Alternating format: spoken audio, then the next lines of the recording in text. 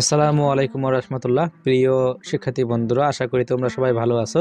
2026 সালে এসএসসি পরীক্ষার জন্য তোমাদের ইতিমধ্যে একটি সংক্ষিপ্ত সিলেবাস প্রকাশ করা হয়েছে, যাতে তোমাদের এক বছরের মধ্যে এই সিলেবাস কোর্সটি সম্পূর্ণ করতে পারো। প্রিয় শিক্ষার্থী বন্ধুরা, এনসিটিভি থেকে তোমাদের সিলেবাসটি প্রকাশ হয়েছিল ডিসেম্বরের 28 তারিখে। এরপর তোমাদের এই সিলেবাসটি আবার সংশোধিত করে জানুয়ারি মাসের 2 তারিখে, অর্থাৎ এই চলতি বছরের 25 সালে জানুয়ারি মাসের 2 তারিখে এই সিলেবাসটি সংশোধন করে আবার প্রকাশ করা হয়। আজকে আমরা দেখব এই সংশোধনী সিলেবাসের রসায়ন বইয়ের যে সংক্ষিপ্ত যে সিলেবাসটি রয়েছে সেটি। তো প্রিয় শিক্ষার্থী বন্ধুরা, ইতিপূর্বে আমরা বাংলা প্রথম পত্র, দ্বিতীয় পত্র, ইংরেজি প্রথম পত্র, দ্বিতীয় পত্র, গণিত, তোমাদের সায়েন্সের ফিজিক্স অ্যান্ড বায়োলজি, ইতিপূর্বে আমরা সংক্ষিপ্ত সিলেবাসের ভিডিও দিয়েছি। আজকে আমরা আলোচনা করব রসায়ন বইয়ের কোন কোন চ্যাপ্টারগুলি রয়েছে।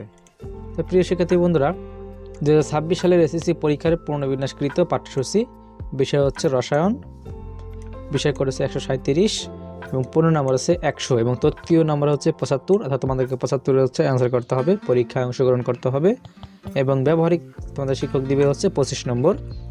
তো প্রিয় শিক্ষার্থী বন্ধুরা, তোমাদের এখানে রসায়নের যে বইটি রয়েছে সেই বইয়ের এসএসসি পরীক্ষার জন্য তোমাদেরকে সিলেবাসের প্রথম দেওয়া রয়েছে 3য় অধ্যায় পদার্থের গঠন সম্পর্কে।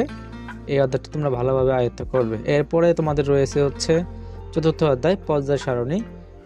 পর্যায় সারণী সম্পর্কে তোমরা 9-এ অনেক পড়াশোনা করে এসেছো, কারণ পর্যায় সারণীটি খুবই গুরুত্বপূর্ণ একটি অধ্যায়।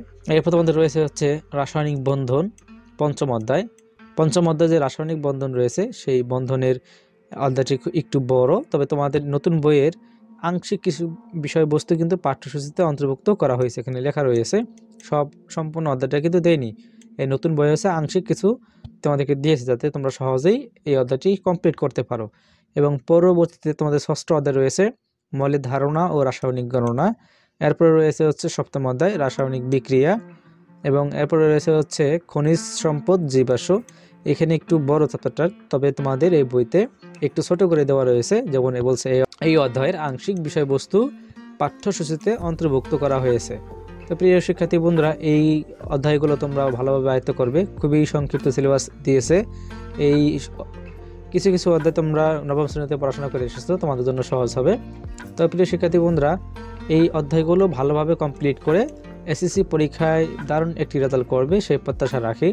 তোমাদের রসায়নে পরীক্ষায় প্রশ্ন থাকবে 75 নম্বরের পরীক্ষা হবে। তোমাদের মধ্যে 40 সৃজনশীল, সংক্ষিপ্ত 10 নম্বর এবং এমসিকিউ 25 নম্বর।